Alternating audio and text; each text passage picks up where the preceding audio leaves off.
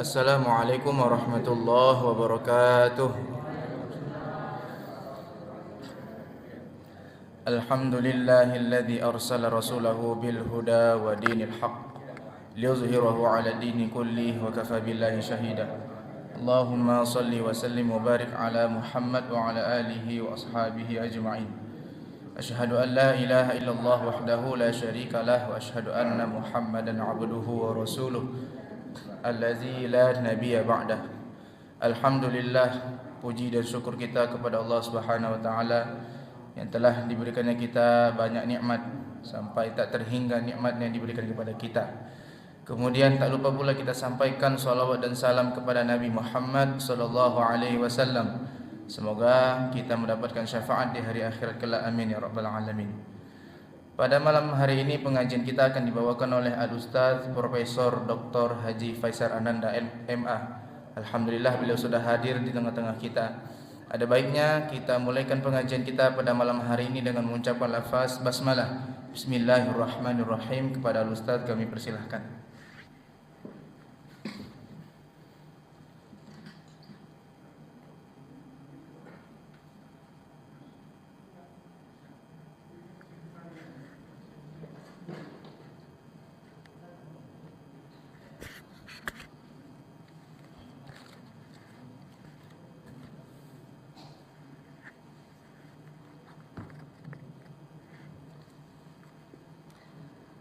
Assalamualaikum warahmatullahi wabarakatuh. Alhamdulillah, nahmaduhu wa nasta'inu wa nastaghfiruh wa na'udzu billahi min shururi anfusina wa min sayyiati a'malina. May yahdihillahu fala mudhillalah wa may yudlil fala hadiyalah. Asyhadu la ilaha illallah wahdahu la syarikalah wa asyhadu anna Muhammadan abduhu wa rasuluhu la nabiyya ba'da. Allahumma shalli ala Muhammad wa ala alihi wa sahbihi ajma'in. Amma ba'd. Bapak Ibu, melanjutkan kaji kita. Sampai di mana kemarin? Yang rekamnya tahu. Terakhir apa kita kaji? Enggak ada itu. Rekaman terakhir itu Bang Tindih deh. Hah? Surah apa? Kacau kita nih kalau lupa. Apa ya Muzammil? Ya. Ya Muzammil ya. Betul Bu ya? Ya ayyuhal muzammil atau ya ayyuhal mudassir? Mudassir. Ya ayyuhal mudassir. Qul ya ayyuhal mudassir. Atau qul ya ayyuhal muzammil dulu. Baru setelah itu ya ayyuhal mudassir. Muzammil dulu. Allah.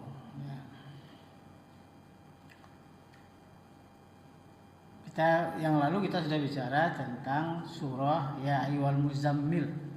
Dia dekat dengan ya ayyuhal mudassir. Sebelahnya setelah itu ya ayyuhal mudassir. Ya ayyuhal muzammil itu sama artinya dengan ya ayyuhal mudassir. Para ulama tafsir membedakannya bahwa ketika Al-Quran bicara tentang ya ayyuhal muzammil, dia bicara tentang kepribadian. Wahai orang yang berselimut. Kalau nanti dia bicara ya ayyuhal mudassir, dia bicara tentang aksinya. Kita bicara dua-duanya sekaligus saja nanti ya. Yang lalu kita sudah bicara sebelum terjun ke medan dakwah, sebelum terjun ke medan perjuangan, Nabi Muhammad itu dipersiapkan dengan matang. Setelah menerima wahyu Iqra bismi rabbikal ladzi khalaq, khalaqal insana min 'alaq, itu 5 ayat dari surah Al-Alaq. Lalu Rasul pulang ke rumah dan beliau tiduran berselimut.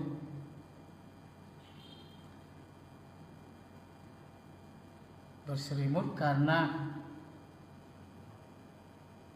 mungkin beliau merasa bingung, apa ini gitu ya. Nah, tetapi langkah berikutnya turun wahyu. Tak berselang berapa lama kemudian turunlah wahyu, ya ayyuhal muzammil, wahai orang yang berselimut, qumil laila. Beliau disuruh bangun tengah malam. Kemudian warattilil Qur'ana tartila. Kita payah ini ya. Kita jarang bisa seperti itu. Disuruh bangun malam dan disuruh membaca Al-Qur'an secara tartil. Ini itu apa? Ini untuk persiapan. Jadi pribadi orang itu dia harus mempersiapkan dirinya sebaik mungkin.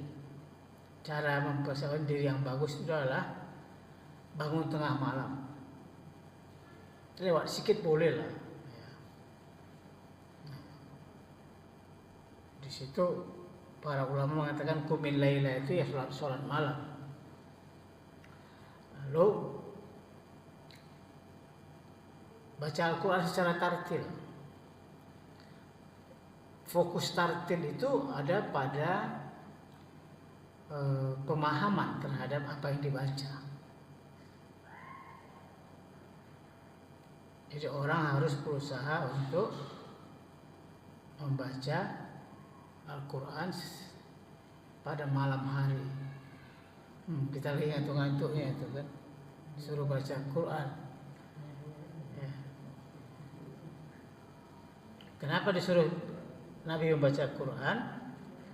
Karena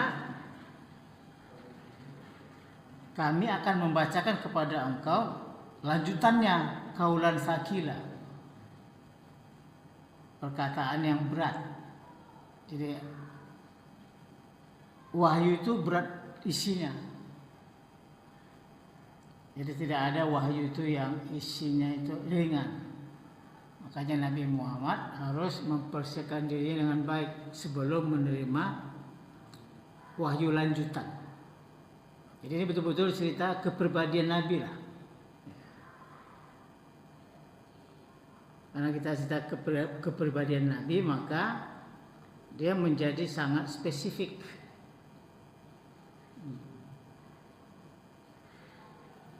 Kita tak mungkin ikut atau menirunya, enggak, karena terlalu berat ini ayatnya.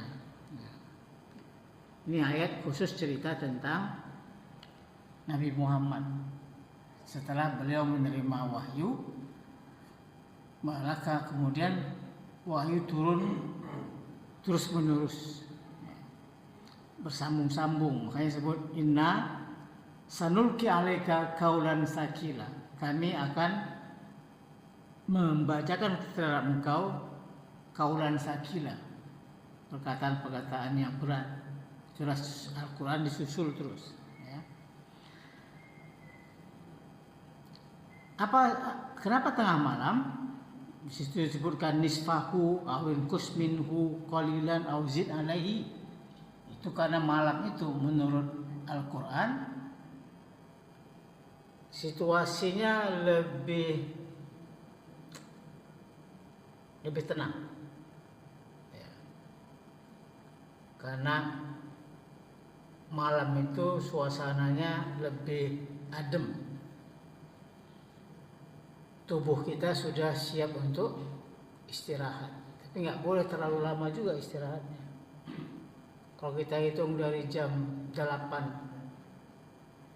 ya, kalau kita istirahat jam 8 malam, maka itu sudah melewati sampai jam berapa itu? Jam 4. Udah berapa jam kan? Makanya kenapa malam itu dianggap malam yang tenang. Dan sebenarnya kita nggak harus tidur sepanjang malam.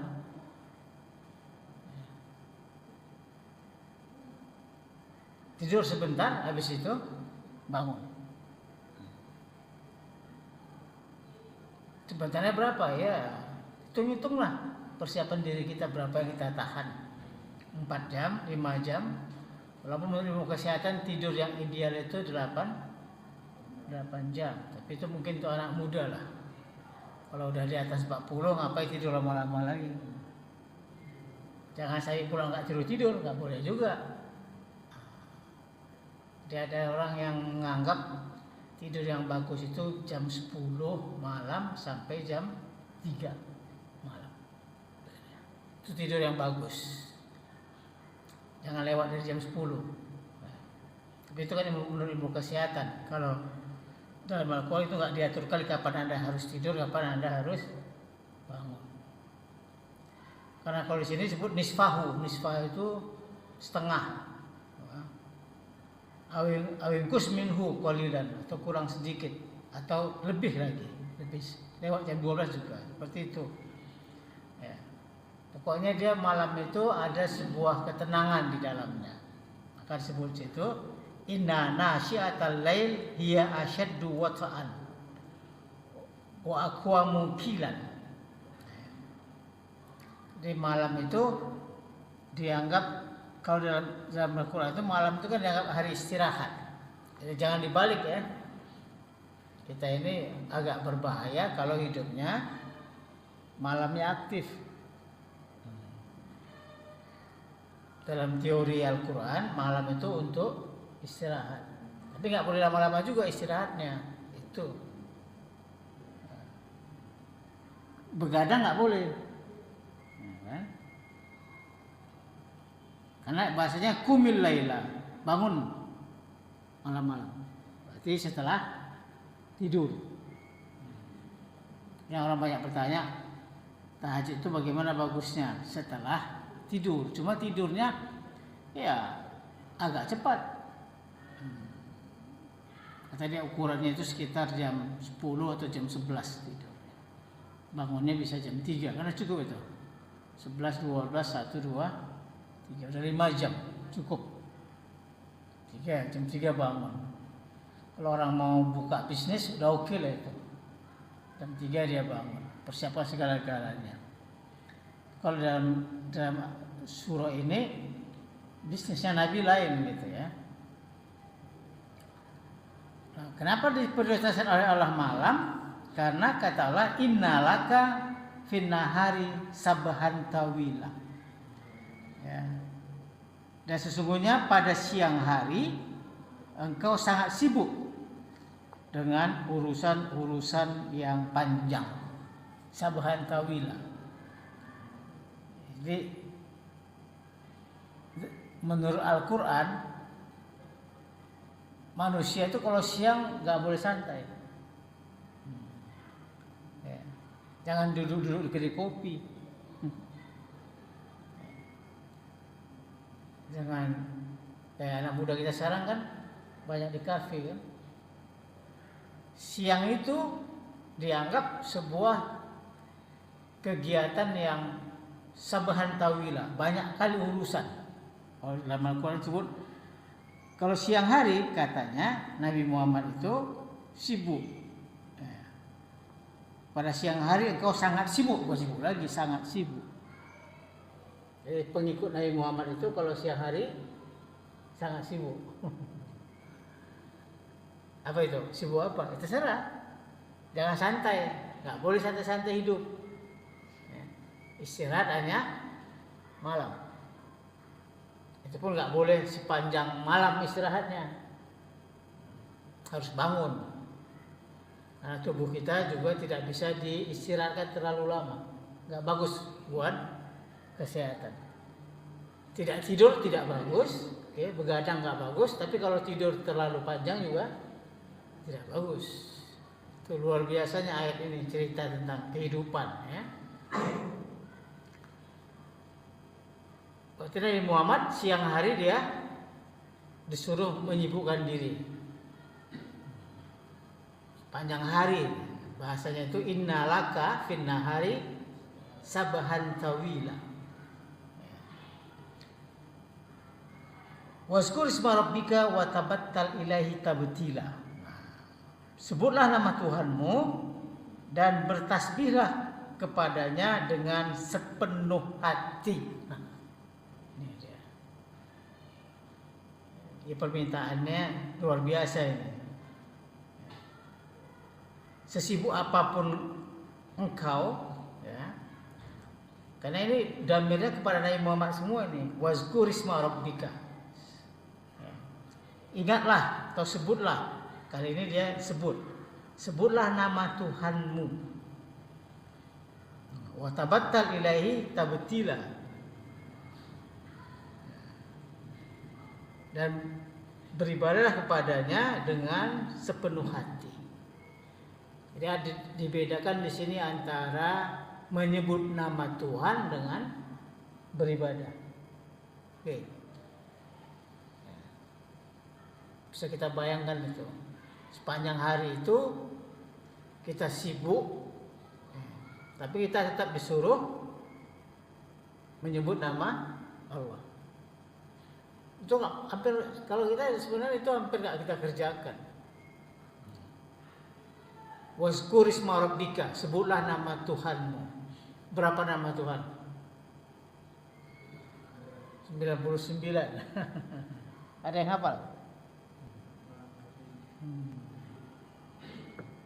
Apa kita sebut? 99 itu sebutan namanya.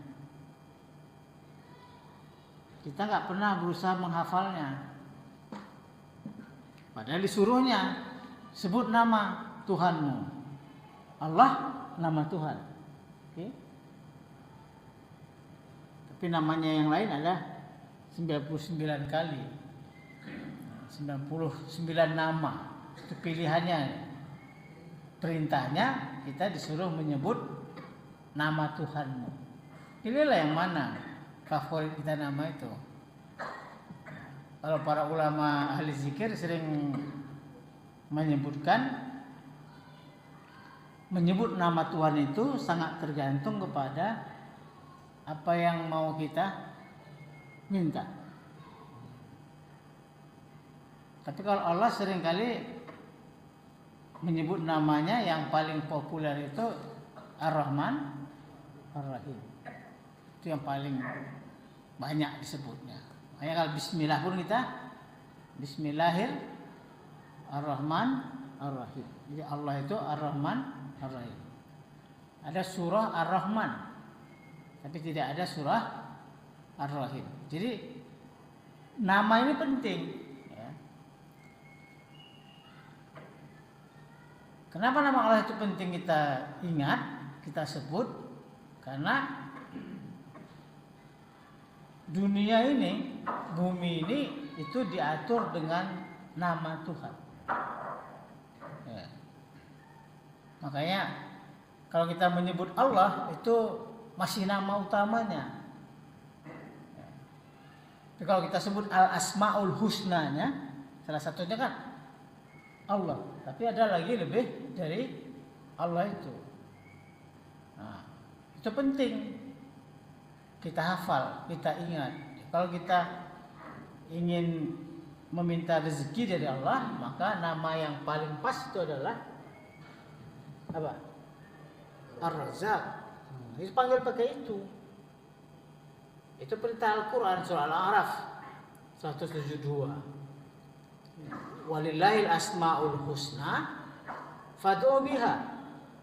Bagi Allah itu ada nama-nama yang baik. Maka kalau kamu berdoa, pakailah, sebutlah nama-nama itu. Mulailah belajar, belum terlambat. Belajar untuk menghafal, mempelajari Al-Asmaul Husna itu. Di rumah biasanya di Al-Quran itu ada di depan mushaf itu ada sebut nama-nama Allah. Lihat namanya, artinya. Ya. kalau kita ingin dilembutkan hati kita sering baca apa? Ya Latif.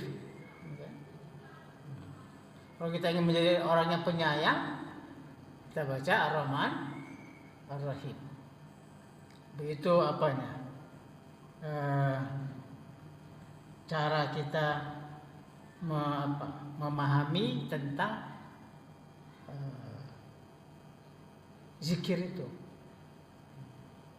Jadi orang Muhammadiyah jangan tabu berzikir. Ya. Itu zikir bukan milik orang lain. Di Al-Quran kita disuruh berzikir. Zikir itu ada dua. Ada istilah mengingat, ada istilah menyebut. Dua-dua. Yang mana lebih penting? Ya dua-duanya penting. Karena menyebut tanpa mengingat kan nggak mungkin. Menyebut dan mengingat. Ingat kepada Allah. Artinya bisa wazkur itu bisa artinya mengingat, bisa artinya menyebut. Pilih aja dua-duanya. Wa tabattal ilaihi tabtila, dan beribadalah kepadanya dengan sepenuh hati. Jangan tanggung-tanggung. Karena kehadiran hati dalam beribadah itu penting. Karena salah satu tanda orang munafik itu adalah iza qamu ila sholati qamu kusala. Kalau orang munafik itu menegakkan sholat, mereka itu malas-malasan. Itu ciri khasnya. Ya. Makanya di sini disebutkan wa tabattal ilaihi tabtila. Tabattal artinya beribadahlah kamu kepadanya dengan sepenuh hati. Karena yang dinilai Allah itu sama kita bukan penampilan fisik kita, tapi kehadiran hati. Apa makna khusyuk itu? Khusyuk itu adalah hudurul qalbi. Hadirnya hati kita ketika sholat. Hadir nggak hati kita ketika sholat? Para ulama mengatakan hudurul qalbi, hadirnya hati. Itulah khusyuk itu. Kadang-kadang kita kan begitu sholat, hati kita tak kemana-mana, terbang. Tapi nggak apa-apa, tarik balik. Kalau Ustaz saya dulu mengibaratkan sholat itu, hati kita itu seperti layang-layang. Pernah main layang-layang kan? Lepas, terbang, tarik lagi gitu kan. Coba ngilang lagi dia, ingat tarik lagi, nggak apa-apa. Itulah prosesnya. Makanya istilah hudurul qalbi itu penting. Tabtila itu artinya dengan kesungguhan hati. Sholat, puasa, semuanya harus dengan kesungguhan hati. Umroh juga begitu. Kalau mau umroh, jangan umroh itu niatnya cuma apa? Cuma susu aja, jalan-jalan. Putus sana, putus sini, posting sana, posting sini. Itu hati-hati juga, nggak pakai hati namanya. Ya, kenapa ayat ini sangat berat disebutkan itu? Ya. Rabbul Masyriqi wal Maghribi. Tuhan yang kau sembah itu adalah Tuhan timur dan barat. Jadi pada momen seperti itu Nabi Muhammad sudah diajari tentang globalisasi. Nampak kan? Nabi Muhammad kan di Timur Tengah itu. Arab itu kan Arab Saudi itu masuk daerah Timur Tengah. Tapi Allah bicara Tuhan yang disembah oleh Nabi Muhammad itu adalah Tuhan Timur dan Tuhan Barat. Supaya apa? Supaya orang Islam paham bahwa mereka tidak boleh menyempitkan Allah itu. Nah, seolah-olah Allah itu hanya dimiliki oleh orang timur. Makanya diletakkan Ka'bah itu kan di tengah betul. Namanya Middle East, Timur Tengah. Jadi ayat lain nanti ada disebut Rabbul Masyriqaini wa Rabbul Maghribain. Tuhan dua timur, Tuhan dua barat. Itu lebih misterius lagi itu, apa maksudnya? Tapi kalau di sini satu aja Allah sebutkan. Dia Tuhan timur dan Tuhan barat. Jadi nggak ada pemisahan di dunia ini timur dan barat. Timur itu punya Allah, barat juga punya Allah. Kita nggak boleh mengklaim, karena kalau kita klaim Allah itu di timur aja, Islam itu agama timur. Nah, ini sering terjadi, apa? Nah, sering terjadi dalam berbagai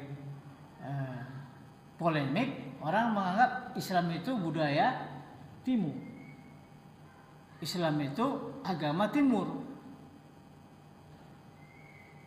Ini yang salah. Allah bilang dia adalah Rabbul Masyriqi wal Maghribi. Dia adalah pemilik. Kata Rabbun itu mewakili sebuah kinerja Tuhan. Dia yang menciptakan timur dan barat. Dia yang memiliki timur dan barat. Dia yang menguasai timur dan barat. Dia adalah Tuhan di timur dan Tuhan di barat. Oke. Lalu kuncinya la ilaha illa huwa. Ada dua sebutan di sini Tuhan. Pertama disebut Rabbun, oke. Yang kedua disebut ilah. So perhatikan ayatnya. Kalau anda boleh buka di apanya, di gadget Anda masing-masing. Allah menyebut diri seperti itu. Rabbul Masyriq. Kalau kita artikan Rabbul Masyriq, Tuhan timur, wal Maghrib, dan Tuhan barat. Kata Rabbu. Tapi bahasa Indonesia kan nggak bisa lagi membedakan antara Rabbun dengan Ilahun. Tapi kalau Al-Quran menggunakan dua istilah, dua kata untuk tujuan yang berbeda. Ketika mengatakan Tuhan timur dan Tuhan barat, yang dipakainya kata Rabbun. Oke?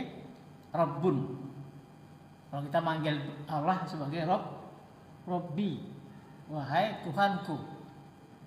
Ya, Rabbul Masyriqi, Tuhan timur, wal Maghribi, dan Tuhan barat. Ya, kemanapun kita pergi, Tuhan kita sama. Ada pertanyaan orang kan, ketika dia melihat bulan di Medan, oke, dan ketika dia pergi ke luar negeri ngelihat bulan juga, pertanyaannya apakah bulan yang kita lihat di Medan sama dengan Tuhan yang kita lihat di Amerika? Bulannya, jawabannya ya sama. Kalau bulan aja sama, apalagi Tuhan. Ya, kan? Matahari yang kita lihat di Indonesia, kalau kita pergi ke Amerika, itu juga matahari sama. Hanya wajar kalau Allah bilang Rabbul Masyriqi wal Maghrib. Itu gak dibantah. Ya, itu gak terbantah. Nah, tetapi kemudian meskipun demikian Rabbul Masyriqi wal Maghrib, Allah tegaskan lagi la ilaha. La ilaha illa huwa. Apa? Jadi beda dia. Ketika Allah mengklaim tentang dirinya, dia sebut Rabbul Masyriq.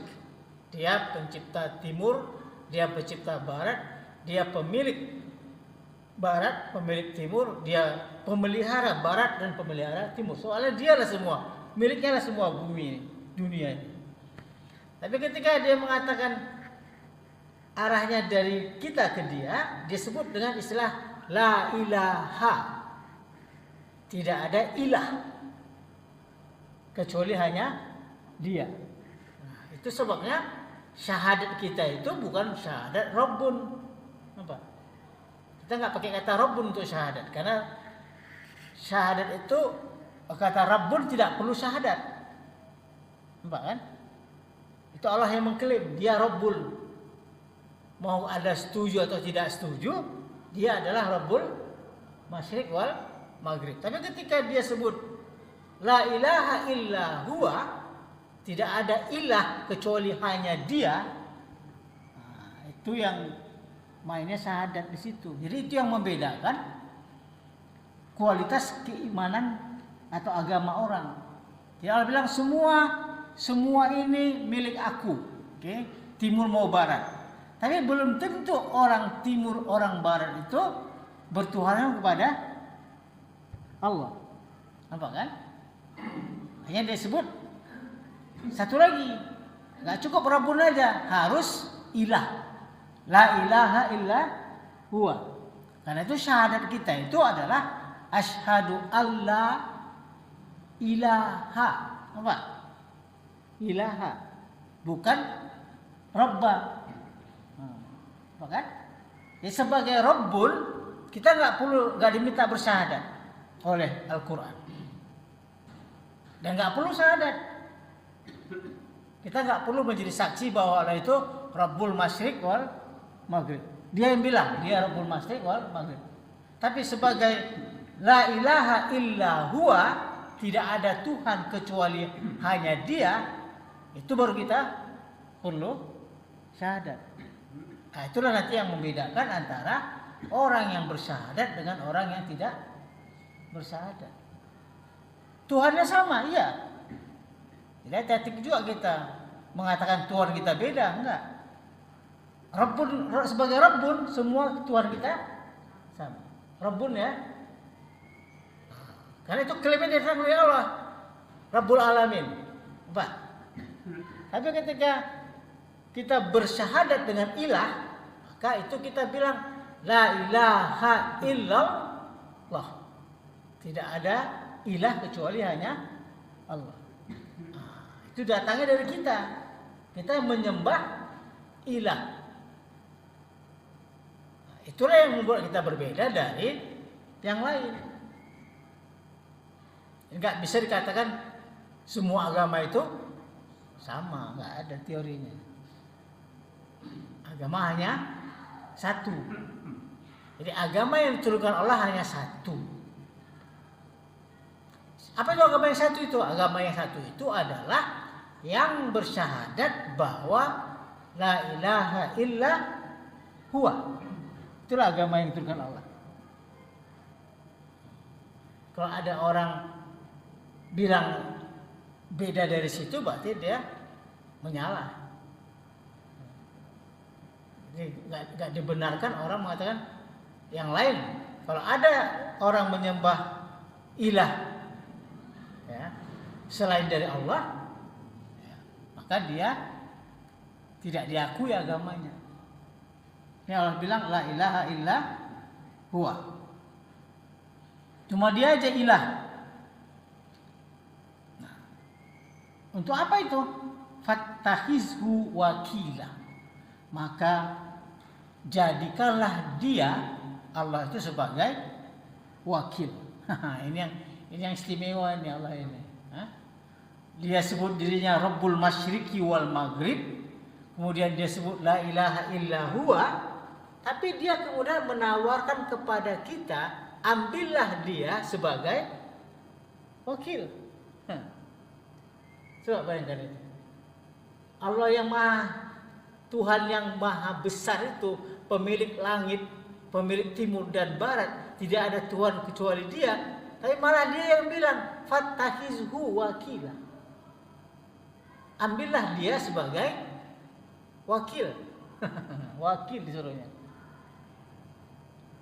Kok aneh Qurannya. Dia, Allah minta kita menjadikan dia, bahasanya ini fattahizhu, jadikanlah dia sebagai wakil. Kalau bahasa kita kan wakil kan kayaknya rendah kan? Wakil presiden, gitu kan? Wakil gubernur, wakil wali kota. Tapi di sini bedanya bahasanya bukan wakil. Wakilah di sini artinya adalah yang mengurus urusanmu. Apa? Jadi Allah itu menawarkan dirinya, itu yang uniknya itu. Ya. Allah itu menawarkan dirinya kepada kita setelah dia menunjukkan dirinya hebat, pemilik timur dan barat, tidak ada Tuhan, tidak ada ilah kecuali dia. Dia bilang sama kita, ya, dia bilang sama manusia, dia bilang sama Nabi Muhammad, jadikanlah dia sebagai wakil. Oh, kok cuma wakil Pak? Oh bukan, berarti kita bosnya, bukan. Ya. Kalau kita ketua ada wakil. Wakil di sini maknanya wakila, wakala. Wakil itu artinya tawakal. Oke. Aku tanya, wakila di sini apa maknanya? Tawakal. Tempat kita atau arah kita bertawakal.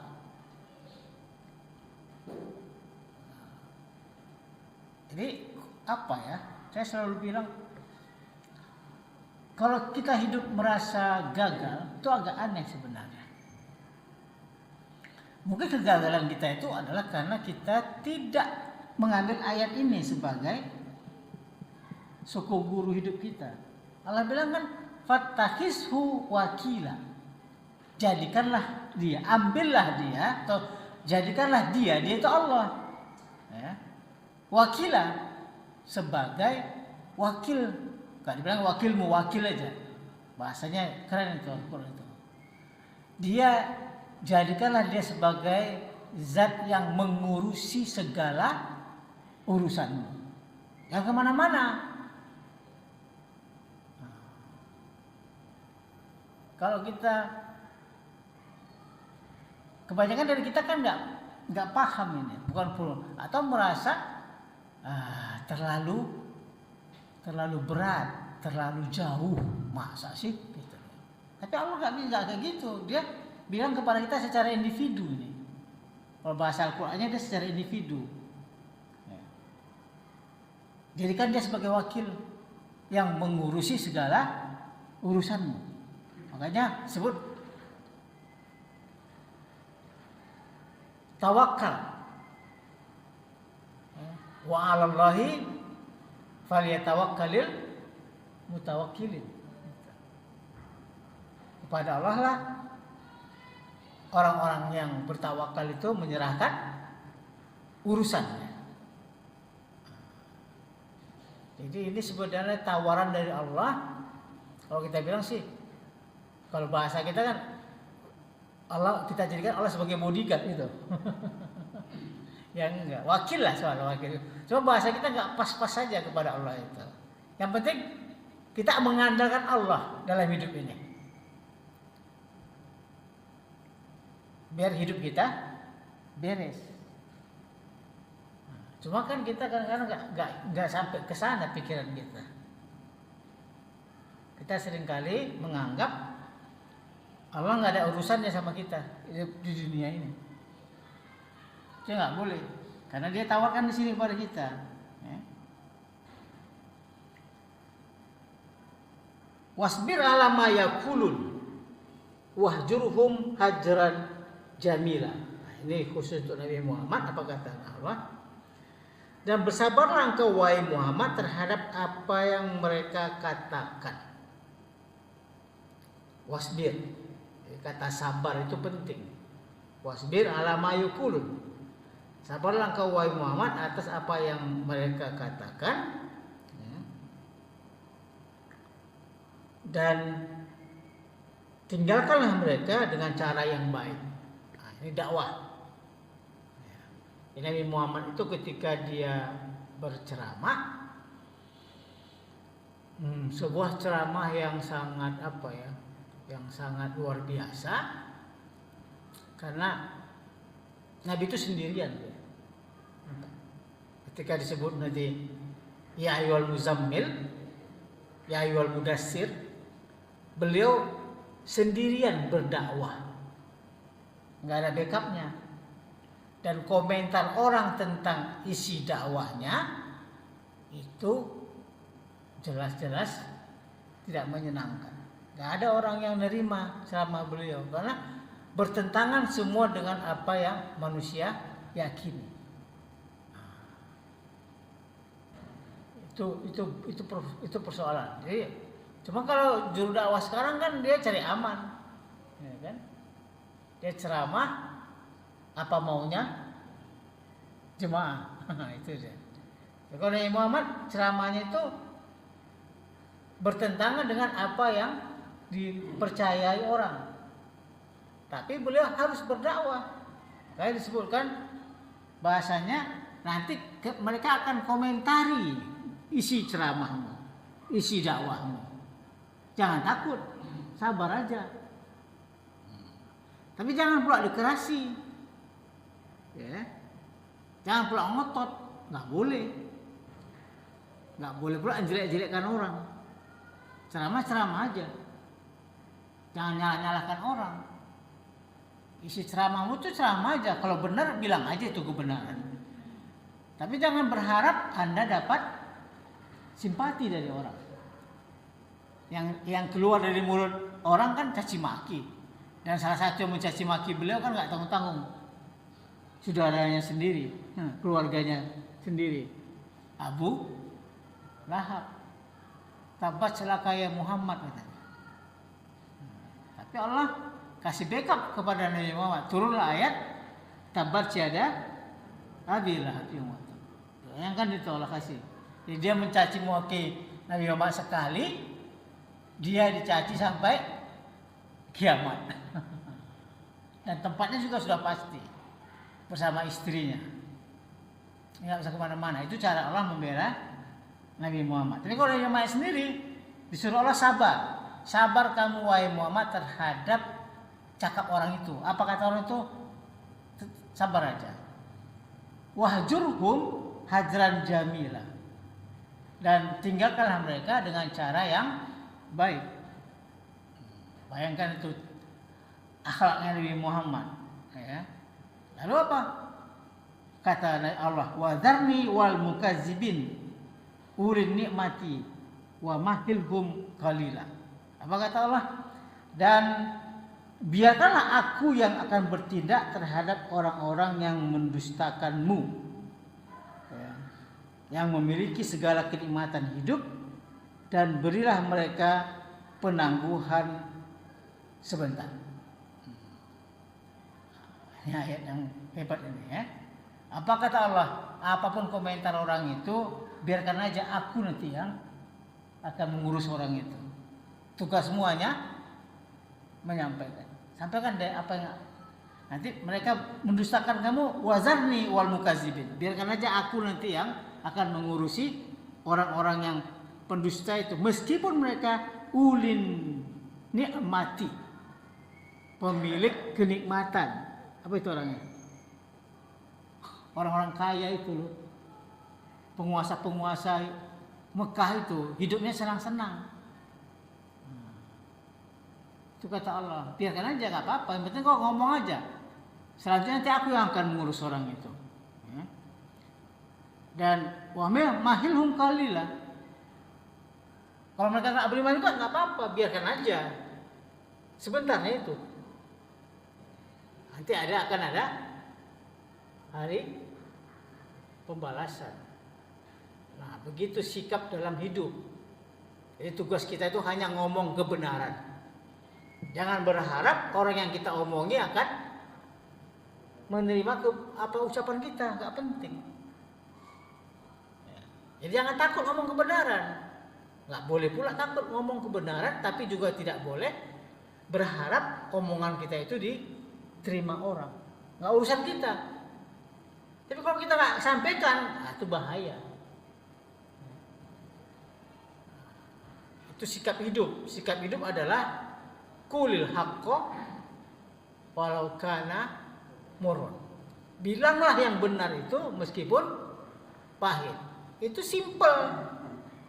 Tapi itulah yang paling berat. Karena kita selalu berharap kita mendapat respon yang positif dari audiens, dari teman kita bicara. Kita ingin diakui, dihormati. Jangan begitu. Kalau ngomong kebenaran, ngomongin aja. Apa respon orang? Biarkan aja, nanti Allah yang berhadapan dengan orang itu. Itu dia ayat surah Muzammil sampai dengan ayat berapa itu? 11 ya. Kita sambung lagi bulan depan. Sekian, lebih kurang mohon maaf. Billahi taufiq. Assalamualaikum warahmatullahi wabarakatuh.